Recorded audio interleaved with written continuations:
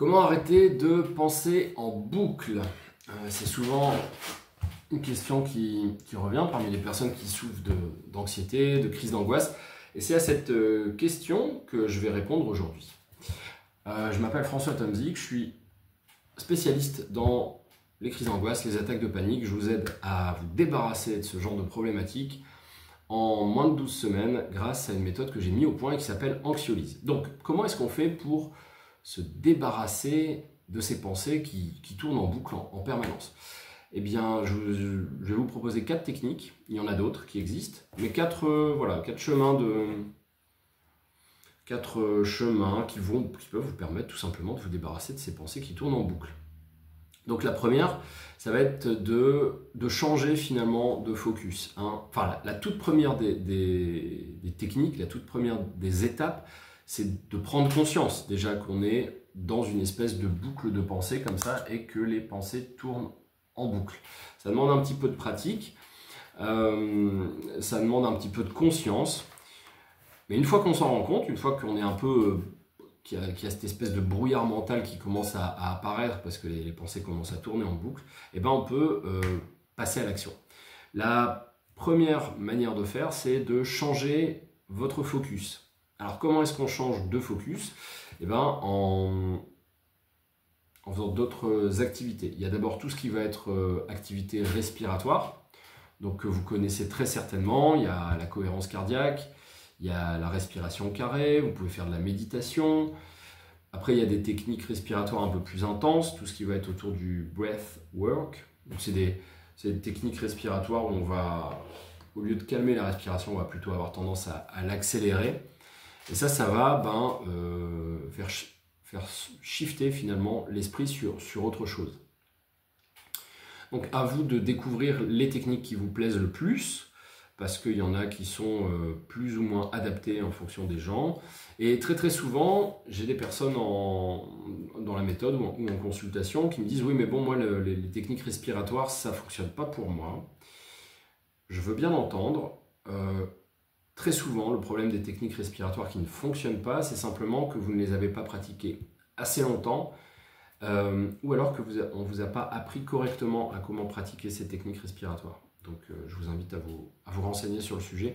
C'est des choses qui fonctionnent vraiment très bien. Il n'y a aucune raison que ça ne fonctionne pas pour vous. Ensuite, il y a l'activité physique. Évidemment, aller marcher, faire du sport. Pour ceux qui aiment faire du sport, vous le savez déjà. Courir, enfin bref, tout ce qui va mettre votre corps en mouvement, en action. Alors pour d'autres personnes, ça va être par exemple danser. Vous pouvez simplement mettre vos écouteurs et danser chez vous. Ça fonctionne bien. C'est peut-être un peu, pour certaines personnes, ça peut sembler ridicule, mais ça fonctionne très bien.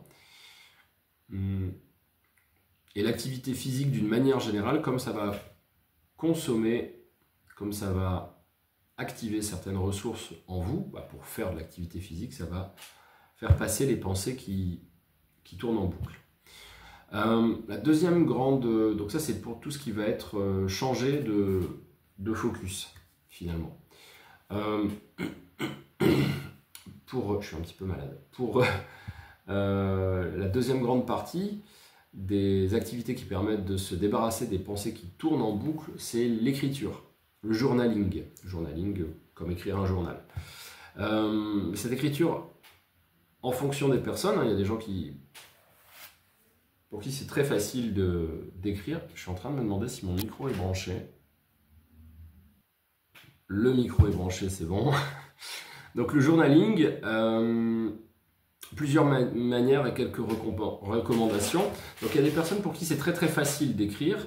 Dans ces cas-là, je vous invite à vous utiliser cet outil. Et pour ceux pour qui c'est plus difficile, c'est important de se dire que ce journaling, cette façon d'écrire finalement, ça n'a absolument pas besoin d'être de la grande littérature. Le but, c'est vraiment de poser vos idées, de poser vos pensées sur un papier, comme si vous parliez.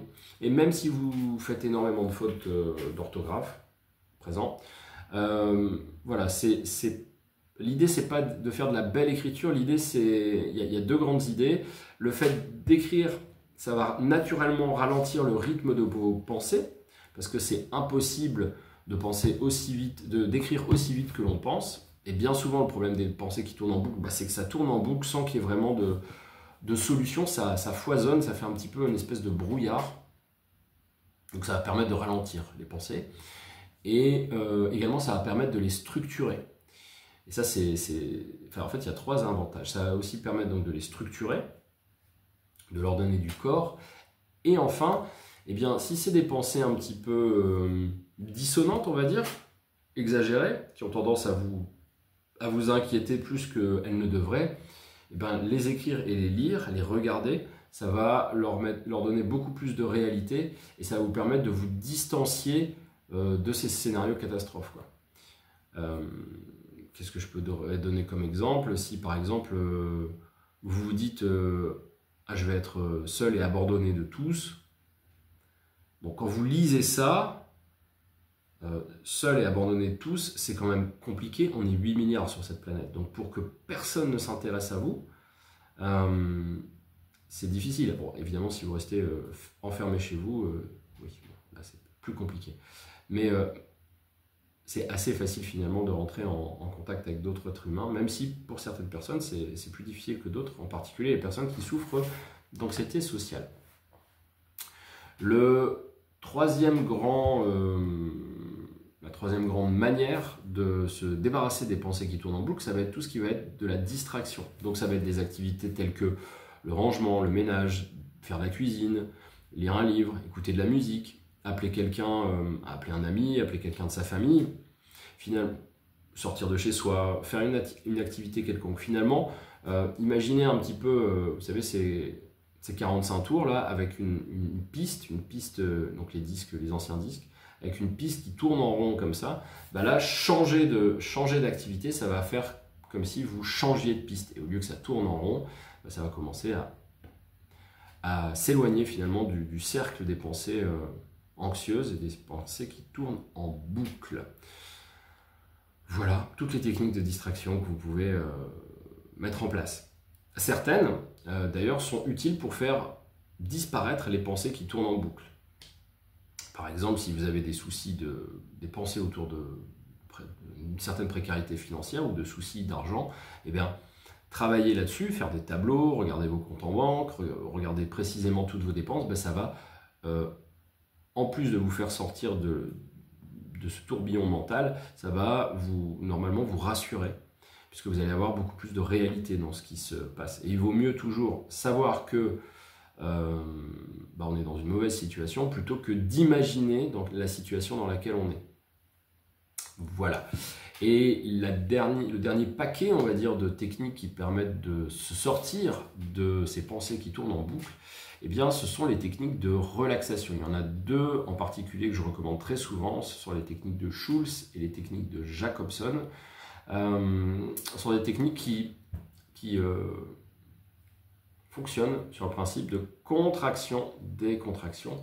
Le fait de contracter très fort ses muscles, de la main, du bras, de l'avant-bras, des épaules, etc., et de les relâcher, ça va induire une relaxation qui est très très facile à trouver comme ça. Comme beaucoup de choses, ça demande un petit peu d'entraînement, mais au bout de seulement 2 ou 3 séances, qui durent en général 10 à 15 minutes, et ben vous serez déjà beaucoup plus compétent dans ces techniques et ce sera du coup beaucoup plus utile pour vous. N'hésitez pas à me noter en commentaire ce que vous utilisez comme technique pour simplement mettre fin à ces pensées qui tournent en boucle. Et puis moi je vous reproposerai une vidéo dans une semaine. Et également dans les commentaires, vous pouvez me poser toutes les questions que vous pouvez avoir sur les crises d'angoisse, l'anxiété, comment s'en débarrasser surtout. Et je serai ravi d'y répondre. Et moi, ça m'aide beaucoup en fait si vous notez ces questions.